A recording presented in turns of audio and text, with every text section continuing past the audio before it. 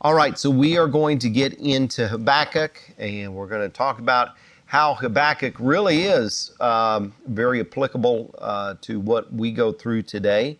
I think, at least a lot of people, and some of the things that we find in Habakkuk as far as what questions that Habakkuk had with the Lord's planning and what he was doing. I think that many times today people can have the same similar thing. So and to me, Habakkuk in its 3 short chapters can have a whole wealth of information for us. And so let's just go ahead and get into it. Now, as far as Habakkuk goes, other than it having a very funny name, the name itself, his name, really just simply means one who clings. And so it's kind of fitting that the man Habakkuk with, his name, one who clings or one who embraces, is somehow clinging to faith or embracing faith. And that's one of the things that we kind of see with this book. Now, as far as Habakkuk goes, there really isn't anything that we know about this guy, There isn't any other instance of Habakkuk being in the Bible. In the apocryphal books, and the apocryphal books were non-inspired books that were written after the Old Testament, okay? So in the apocryphal books, it does mention a prophet Habakkuk going and helping Daniel when Daniel was in the lion's den. But that's, first of all, fictitious. You look at the book of Daniel, and there really wasn't anybody there helping him except the Lord, and that's good enough, right? But it certainly wasn't this prophet Habakkuk, if anybody did, because it would have been, too far of a time span in between Daniel and the lion's den and Habakkuk that we've got going on. So there really isn't a whole lot of information about the man. It could be that Habakkuk was a priest or something like that, because when you look at chapter 3 and you notice the very last part of the book of Habakkuk, it says, "For the director of music on my stringed instrument." And so it could be that Habakkuk was one of the musical priests that, sang in some of the temple worship services. And so, chapter 3 could be, written for those purposes with that little inscription there. And so, but as far as other than that, we don't really know, where Habakkuk was from, other than the nation of Judah. We really don't even know exactly when this happened, as far as the details. There are a couple of different circumstances that we see in the book. And from those circumstances, we can kind of narrow it down into a particular range. And so if we kind of look at our timeline that we have been looking at, so we've got Habakkuk right here, and Habakkuk is in this general time range that dates from Josiah all the way to maybe the king or the governor Zedekiah. Although there's some people that might even want to put him into Manasseh's reign as well. And so we don't really know exactly when, because there's no mention about kings and different kings that are there. But there are a couple of different settings that we've got here. And that is, when you read through the book, you notice that the Babylonians are about to attack. And so, that event is up and coming. And so that's going to put us, kind of closer to this time period right here of Jerusalem and the temple destroyed. At the same time, another thing that we see in the book of Habakkuk is that there's a lot of corruption and a lot of sin that's going on with the people, okay?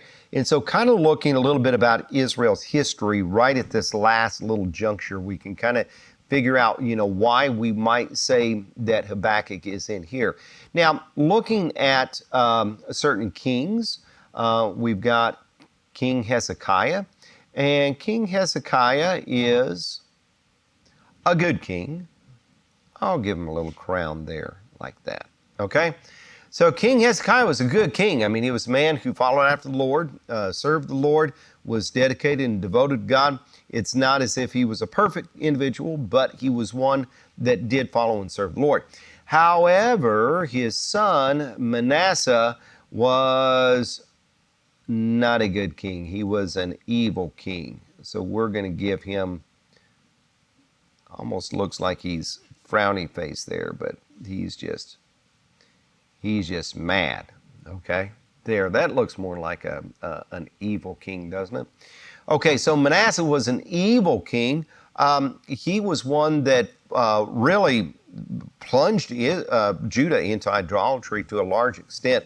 I mean, they had done that all throughout the centuries, the years, but all the reforms that Hezekiah made, Manasseh reversed and even went the other way. And Manasseh, as far as being a king, he was one of the longest reigning kings that Israel had, even though he was taken captive to Assyria for part of his life. Now, Manasseh had three different sons, and all three different sons reigned on, Manasseh had a son, Josiah. I'm getting ahead of myself.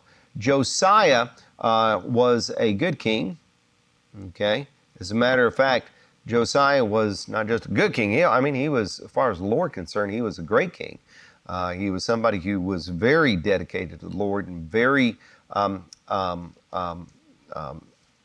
into getting rid of idolatry in the land and making sure that the Lord was served and Passover was observed and everything like that.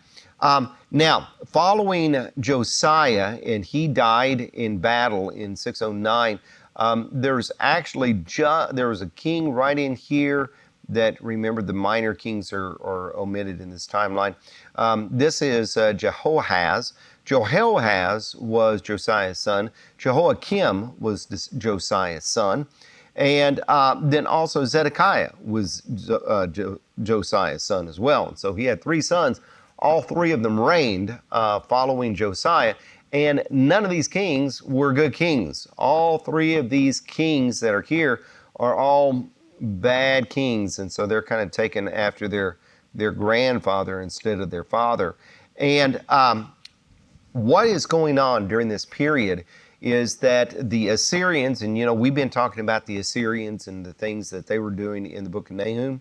Okay, so the Assyrians had kind of got the peak of their power in about 629 BC, and then the Babylonians and some other people started to attack the Assyrians, and their power started to go downhill very rapidly. Now, if you remember, when we talked about Nahum, we talked about how Nineveh fell in 612 BC. What happened right after that period, I guess I should put that line over here on the other side of this, in 609 BC, was the Babylonians had pretty much defeated the Assyrians. They were coming down into the land of Judah. They were coming down into Egypt, and Egypt came up to meet them in battle. And so Josiah decided, hey, I'm going to help the Babylonians out, and I'm going to go to war, and I'm going to, slow down the Egyptians. And it didn't work out too well. Josiah died in that battle, and at the same time, the Egyptians conquered Judah. And so following Josiah's death, the people actually selected the second son, not the eldest born son, but selected the second son, Jehoahaz, and put him on the throne. But he was only there a short time when the Egyptians came back from doing battle with the Assyrians. Then they came in and said, okay, not the Assyrians, the Babylonians. They came back from doing battle with the Babylonians. They said, hey, you know what? What we're going to do is we're going to take Jehoahaz, we're going to take him back to Egypt with us, and that's where he died, by the way. And we are going to take the firstborn son, Jehoiakim. Actually, his name was Eliakim, but they changed his name to Jehoiakim. We're going to put him in place instead, okay? And so that's where Jehoiakim was. And then the Babylonians came in and kind of conquered Judah, but left Jehoiakim in place and took Daniel captive. And then they came back a couple of years later, and Jehoiakim kind of betrayed him a little bit, Jehoiakim died. And then Jehoiachin was the king at that time, another minor king that didn't really make this cutoff.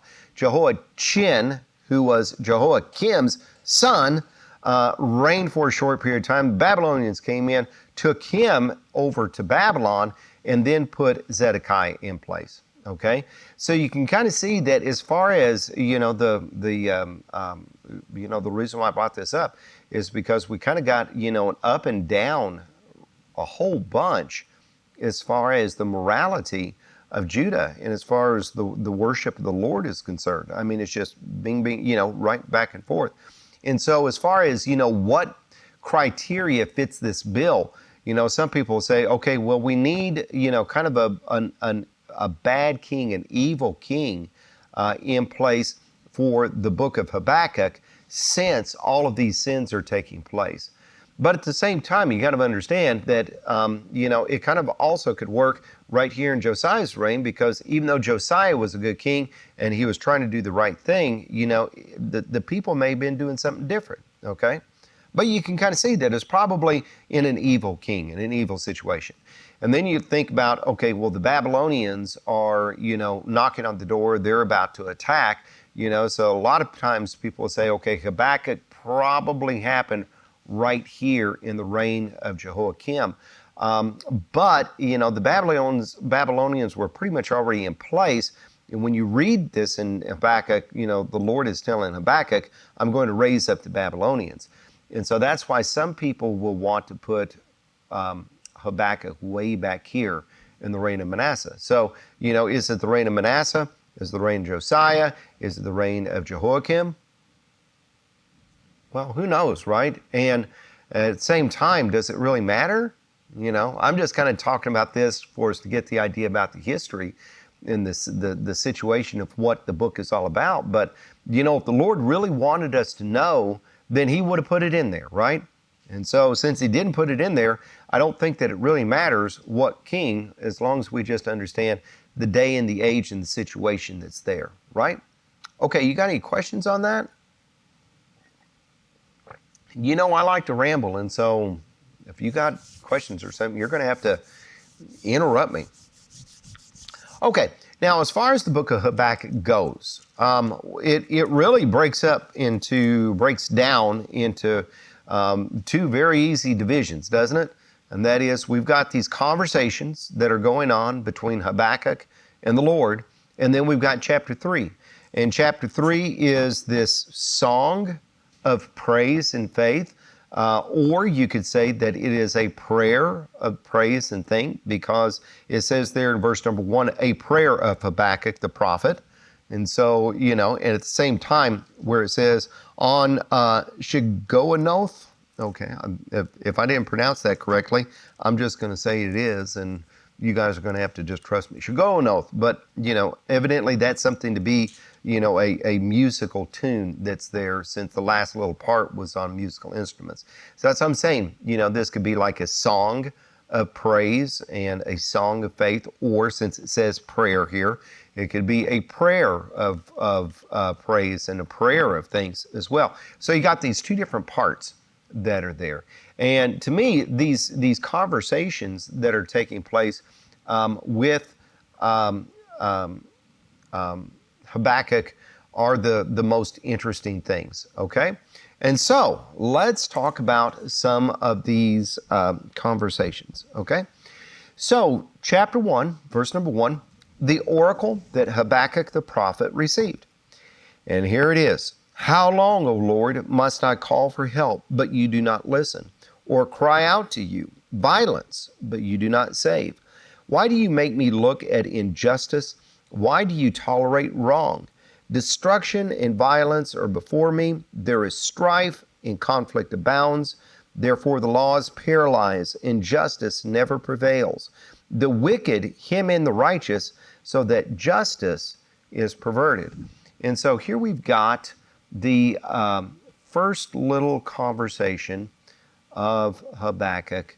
And I guess we could just simply say, how long until, right? As a matter of fact, we'll just put that and a little speech balloon for artistic sake, okay? But I mean, when you look at these first 4 verses, I mean, that's pretty much what Habakkuk is saying. You know, he says right there in verse number 2, how long, O Lord, must I call for help until you're going to do something about it? And what Habakkuk is talking about here is he's looking at all the things that he is experiencing, but also what he is observing. And he's saying, you know, Lord, why aren't you doing something about this? You notice that he's saying, how much will I cry for help, but you don't listen, or cry out to you violence, but you don't save. And so he's looking at all the things that are going on. And we're not really talking about things that are happening outside of Judah. We are talking about things that are happening inside of Judah. And so he is looking at all the things of his fellow man, and what's going on is, and what he is seeing is he's seeing violence. He's saying that there's, you know, assaults and murders and all kinds of different things. And so he's saying, you know, this should not be happening. And so, you know, I'm seeing all of this violence, and people are crying out to the Lord about violence, but the Lord's not doing anything about it. And he says in verse number 3, why do you make me look at injustice? Why do you tolerate wrong? And so he's looking at all the things that are going on in the society, and he's looking at all the injustices that are going on. He's looking at all the wrongs that are being committed from one person to another, and you know, there's nothing that's being done about it.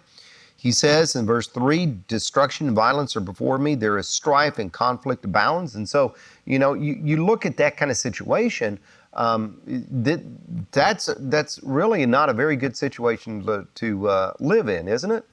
And at the same time, when we look at some of the things that we go through today, don't we see some of the similar thoughts? Okay? We have crime that's on the increase. We've got violent crime that is on the increase. It seems like people are just generally meaner.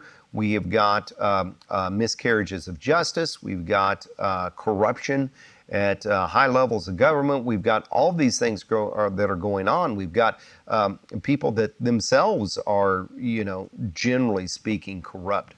And so, you know, we look at this and we think, you know, how long, O Lord? Now, look at verse number 4, okay? This to me, you know, when I read this kind of stood out to me. It says, therefore the law is paralyzed, and justice never prevails. The wicked hem in the righteous, so that justice is perverted, okay?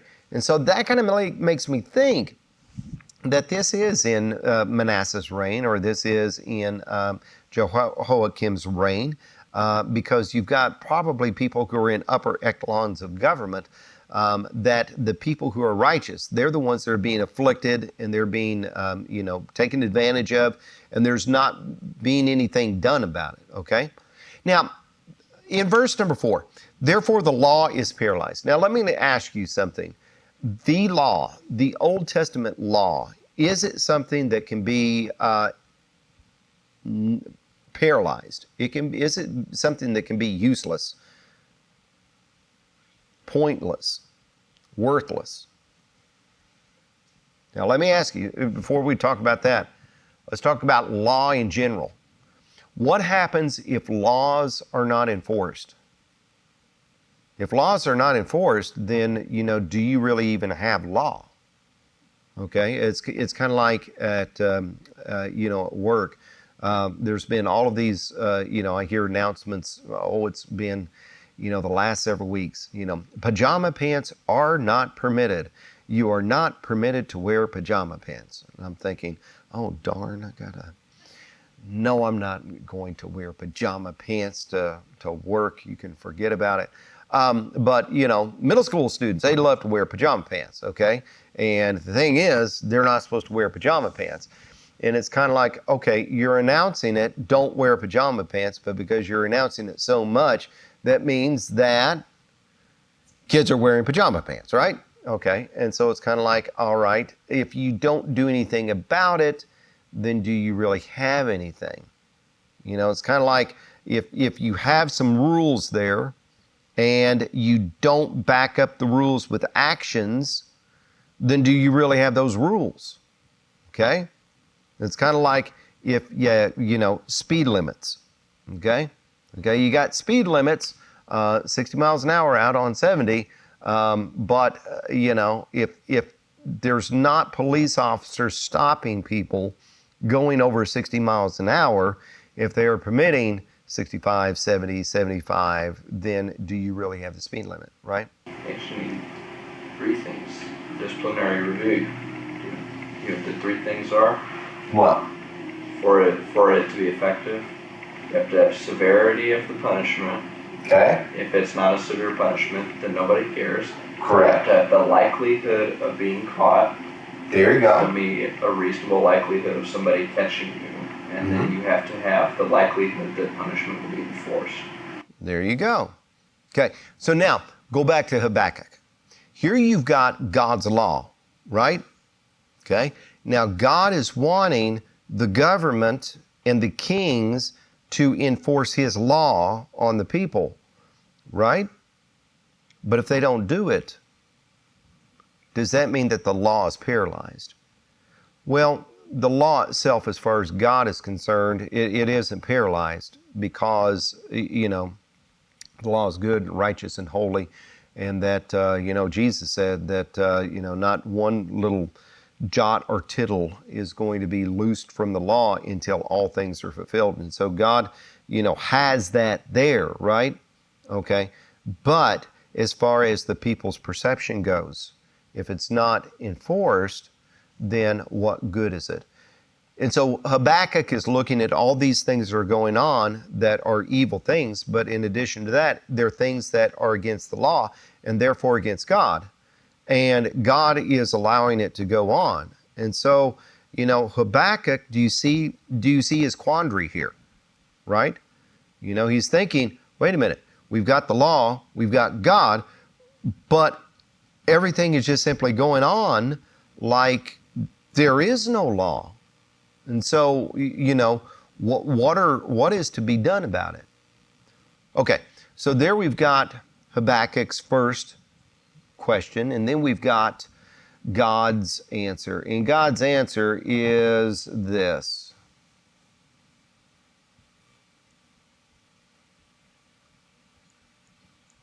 Okay, and of course, I'm just taking all of this together in, paraphrasing it, but I'll do it soon. Because when we look at verse number 5, the Lord answers,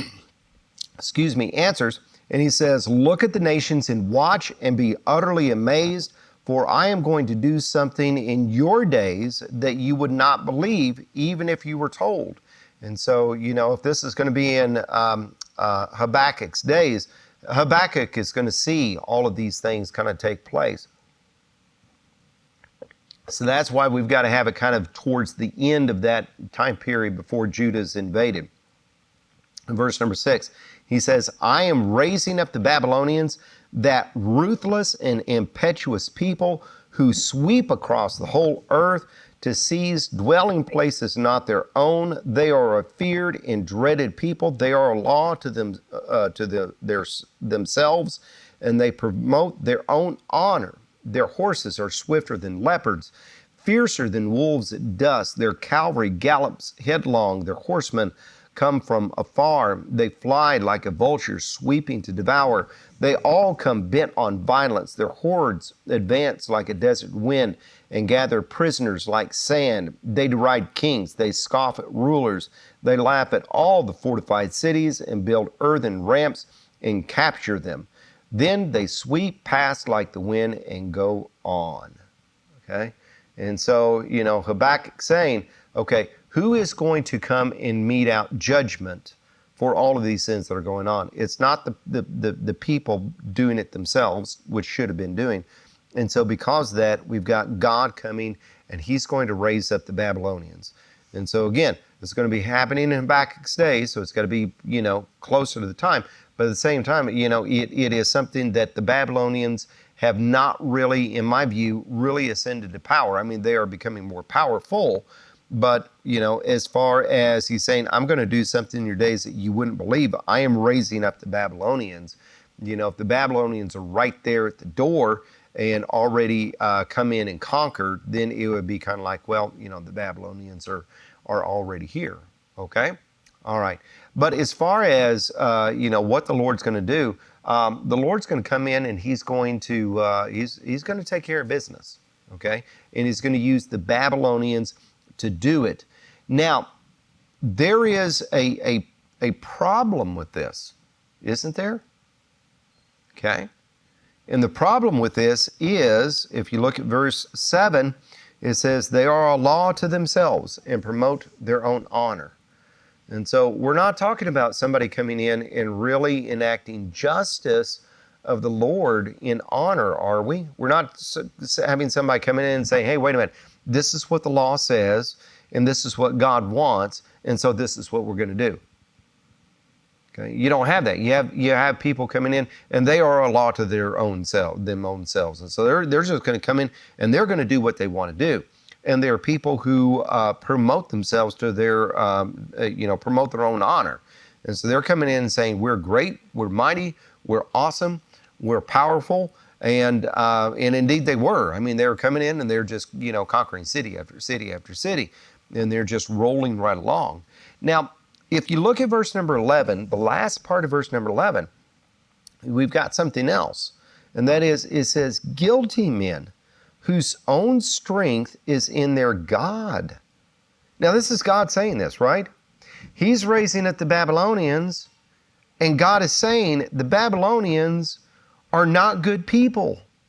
The Babylonians are bad people. The Babylonians are guilty people. And what is more is he's saying that the Babylonians, their strength is in their God. Now, what do you suppose that's supposed to mean? So all these foreign armies, when they would come in and they would conquer somebody, they would believe that it is because of their God. Okay? And so they'd oftentimes latch onto a particular God. They were polytheistic, and so they believed in many different gods, but oftentimes the king or military rulers or whatever, they would latch onto a particular God, and they would promise that they would spread the fame and the name of this particular God if this God would help them. And so, for example, Nebuchadnezzar was Nabopolassar, but he changed his name to Nebuchadnezzar to be a reflection on a Babylonian god.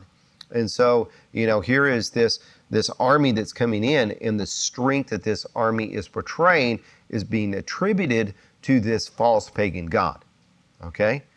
And God knows this, and God is allowing this to take place, even though he's the one that has raised up the Babylonians, and he's the one that has directed all of it. Instead, another false paganistic god is getting the credit for what the true and the living God is doing.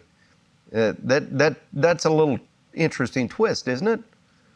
And so when you stop and think about it like that, do you have some questions about that? Because Habakkuk had more questions about that. And so this brings up the next conversation. And that is, the conversation is just basically this. Why do you use the wicked? Okay? And so God, if you're going to be using the Babylonians, what are you thinking? Why are you doing this? And so in verse number 12, notice that Habakkuk, in this complaint, and the only reason why I'm saying the word complaint is because you look at chapter 2 and the end of verse number 1, Habakkuk says, what answer am I going to give to this complaint? And so, this is an issue that Habakkuk has, that he is voicing to the Lord. So I guess you could say that qualifies as a complaint. Now, so in giving this complaint to God, he's not downcutting God. He's not saying, God, you are. And then, saying that God is something that he's not, because he actually is going on and saying, your character and your nature is one that is high, holy, and exalted. He says in verse number 12, O Lord, are you not from everlasting, my God and my Holy One? We will not die. And so he's saying, God, you are the Holy One. You are from everlasting. And he goes on down, O Lord, you have appointed them to execute judgment. O Rock, you have ordained them to punish. Your eyes are too pure to look on evil. And so, Habakkuk understands God, but he says, you cannot tolerate wrong. Why then do you tolerate the treacherous? Why are you silent when the wicked swallow up those more righteous than themselves? And so here's the Babylonians, right? And the Babylonians are wicked, evil, idolatrous people. The Babylonians are being used to judge Judah, who is also wicked, adulterous, idolatrous people, right? The only thing is, the Babylonians are worse. And so in Habakkuk's mind, he's like, God, you're high, holy, and exalted. You cannot look on evil. You cannot tolerate wrong. But why are you tolerating the Babylonians? Why are you using the Babylonians to come in and defeat some people that, even though they are not righteous in and of themselves, they're better than the Babylonians, right? Okay, so do you see the idea about, what's going on here? Okay, now, if you continue on, read on down, he says in verse 14, you have made men like fish in the sea, like sea creatures that have no ruler. The wicked foe pulls all of them up with hooks. He catches them in his net. He gathers them in his dragnet, and so he rejoices and is glad. Therefore, he sacrifices to his net and burns incense to his dragnet. For by his net he lives in luxury and enjoys the choicest food. Is he to keep on emptying his net and destroying nations without mercy? What do you suppose he's talking about there? Who are the fish in the sea? Well, Judah, Lebanon, all these nations that the Babylonians are going to be conquering, right? And so he's using this illustration of here's all the fish in the sea. And so guy goes out there with his net, throws his net out in the water, and he's drawing all of these nations up. Okay, and as like the fishermen would be drawing up the fish, and then using that to for the his own lifestyle and living in luxury. That's what the Babylonians are doing. I mean, they're not just simply coming in and conquering people; they're coming in and robbing people. Is what they're doing. They're coming in and they're robbing all sorts of different nations from their wealth and their lands. They're taking people, some of the prime people of the land, like for example Daniel, and bringing them back to Babylon. And so not only are they robbing countries and nations of their material wealth, they're robbing them of their intellectual wealth as well. And so it's like this fisherman drawing a net and bringing him back up. But here's the thing. When the fisherman goes and, has his net in the sea and, he draws it back up, does he think that his net is like a god and offer sacrifices to them? The Babylonians, since the Lord says their strength is in their God, he's saying, okay, they're coming in and they're drawing out all these people for themselves to live in luxury, and they are, honoring their net, and they are burning incense to their dragnet, okay? And so can you see how this has got a little bit of a question in Habakkuk's mind, okay?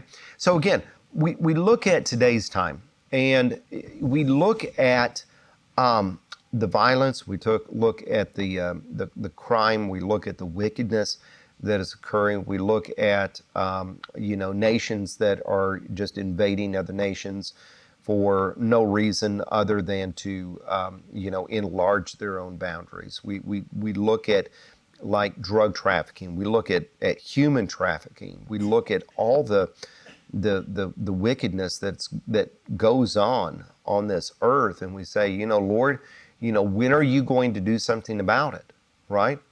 Okay, and so the Lord has just simply said, I'm going to take care of it.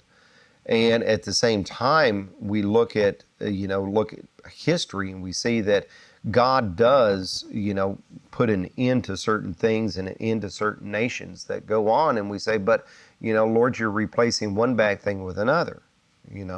When is all of this going to take place?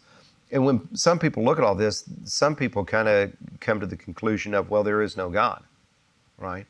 And they say, how can a God who is good allow evil to exist, right? I mean, that's kind of an argument that atheists and agnostics will have. You can't have a God who's good, but at the same time allow evil to continue.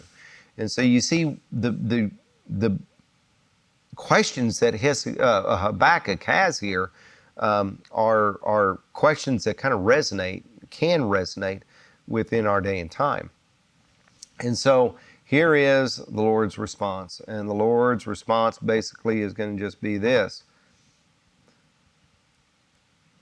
I will judge them too. Okay?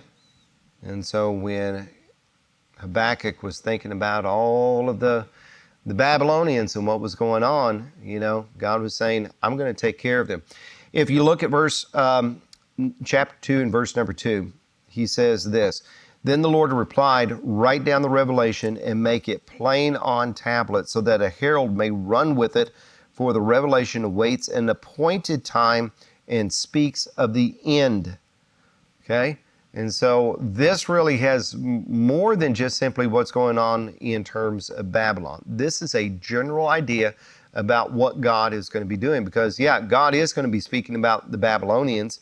He's going to be talking about how he's going to end the Babylonians. But again, God ended the Babylonians with the Medes and the Persians, which were a whole lot like the Babylonians.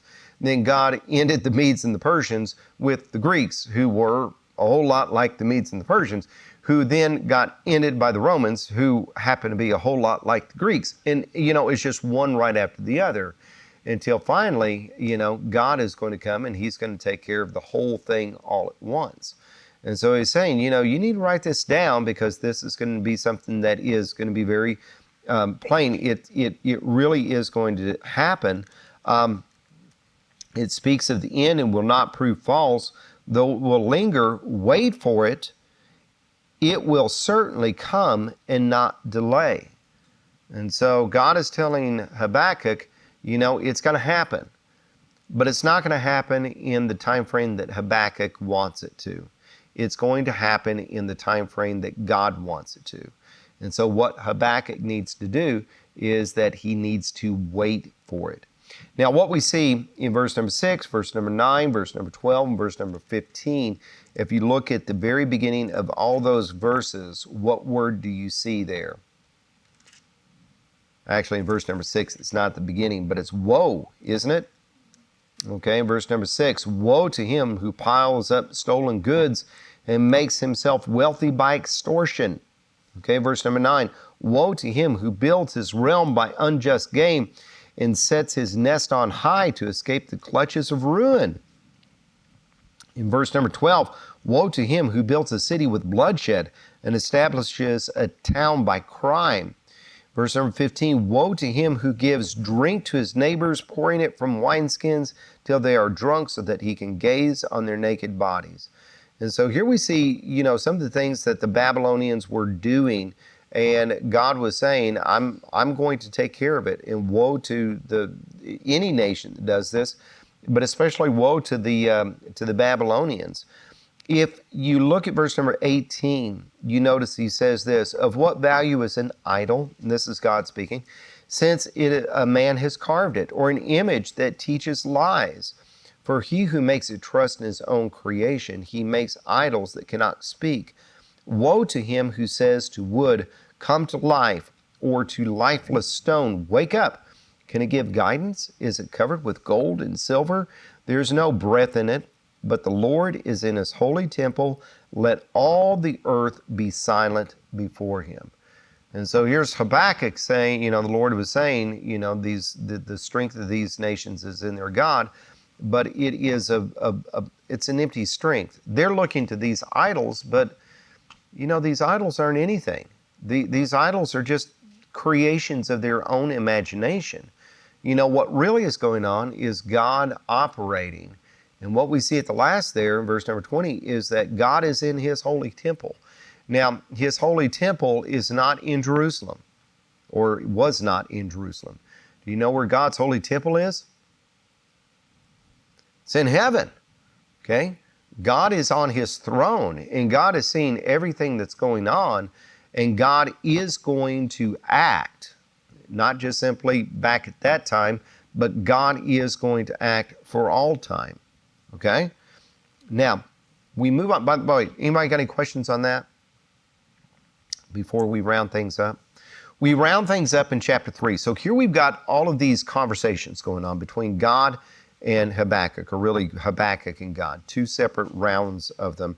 And then we've got this prayer, or we've got this song in chapter 3 about God. As a matter of fact, we see in verses 1 through 15, we have a lot of God's description that is going there. And that is when we see verse number 2, Lord, I've heard of your fame. I stand in awe of your deeds, O Lord. Renew them in our day, in our time. Make them known. In wrath, remember mercy. God came from Teman, the Holy One from Mount Paran. And then he goes on down to talk about here is God, and God is, since God has created everything, God has the ability to destroy everything as well. And since he's the creator, he can go and he can, use that for destruction. And so, if there's a mountain, if God builds a mountain, God can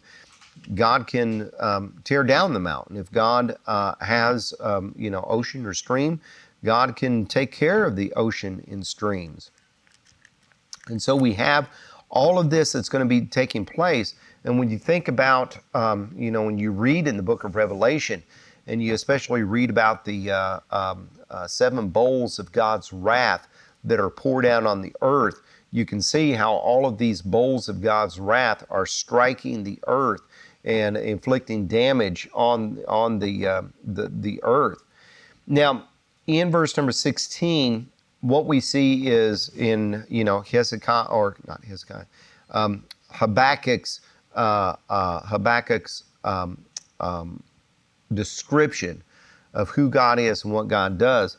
But now we see a little bit about Habakkuk's reaction to that description. When we start to thinking about God, and especially God being on his holy temple, then we really do have a tendency to be quiet about it. He says in verse number 16, I heard, and my heart pounded, my lips quivered at the sound. Decay crept into my bones, and my legs trembled. Yet I will wait patiently for the day of calamity to come on the nation invading us. And so here's Habakkuk, and he's got all these different questions. What about sin in my country? What about the Babylonians that you're going to raise up? What about all of this? And the Lord told him to wait. Now that he's heard what the Lord said and he's reflected on who the Lord is, what is Habakkuk doing? He's waiting, okay? He's just going to wait. He's going to let the Lord take care of it, okay? We continue on down. Well, before we go on that, notice where he says, yet I will wait patiently for the day of calamity. One little verse that I didn't read is when you look at chapter 2 and verse number 4, it says, and this is the Lord speaking, see, he is puffed up, his desires are not upright, but the righteous will live by faith. Now, doesn't that sound familiar to you? It should. I mean, that's something that we see quoted over and over again in the New Testament, right? The just will live by faith. Now, what does that mean? It means that for us to be right before God, righteous before God, then we have our righteousness by faith in God, right? And so when Habakkuk says, I'm going to wait on God, what is he doing? He's showing faith, isn't he? Okay, God, I don't understand everything that you're doing, but I believe that you have the ability to take care of it. And I'm going to sit back and I'm going to let you do it. If you stop and think about what living a life of faith is, that's a lot of what living a life of faith is all about, right? And that is that we see things going on in our own lives, or we see things that are going on in the life around us that are seemingly conflicting with what we know about God. Okay? So we see a righteous God, we see unrighteousness unfolding. And we say, okay, how is it that the unrighteousness can happen in the eyes and the presence of a righteous God? The person who's going to be living by faith is going to say, I see it, God sees it, God's going to take care of it in His own time, and I don't have to worry about the answer. Instead, I'm just going to believe and trust that God will. Okay? And do you see how, going back to the end of chapter 3, that this is what Habakkuk is doing? He's saying, I will wait patiently for the day of calamity.